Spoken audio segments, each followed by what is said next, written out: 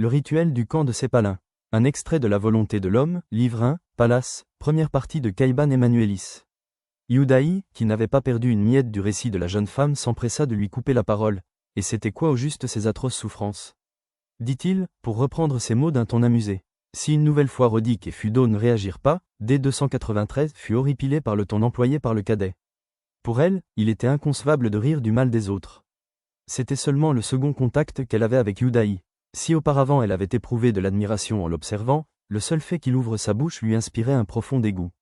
Vexée par sa réaction, elle choisit de lui donner une réponse détaillée des supplices subis par ses camarades afin de calmer son enthousiasme mal placé. Pendant la cérémonie, l'un des nôtres se retrouve avec le corps sans protection, commença-t-elle par dire. Une fois qu'il n'est plus protégé, on le recouvre entièrement d'un liquide gluant, après quoi, il est suspendu par les poignets à une barre de fer. C'est à cet instant que tout se complique. Les maîtres, alors munis de pics en acier, se succèdent les uns après les autres, perforant la chair à l'aide de leurs armes.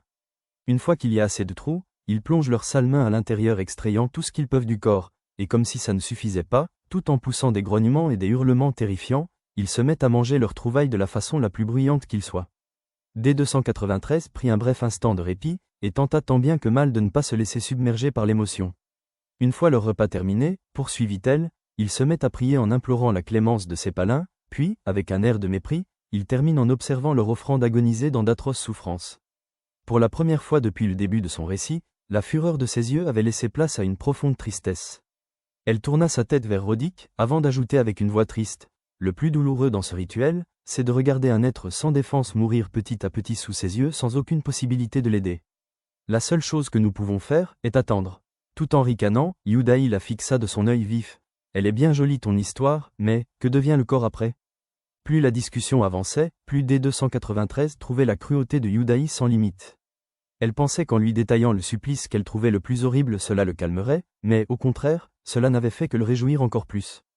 Bien que son histoire n'ait pas eu l'effet escompté, elle décida tout de même de lui fournir une réponse. Si leur humeur est bonne, il nous ordonne de le décrocher et de préparer un festin avec ce qu'il en reste. Elle poussa un petit ricanement. Selon eux, ça serait dommage de gâcher les restes, dit-elle, avec sarcasme. Par contre, s'ils ne sont pas dans un bon jour, nous devons nous occuper nous-mêmes d'enlever la dépouille et de la jeter dans le fleuve. À choisir, je ne sais pas ce qui est le pire.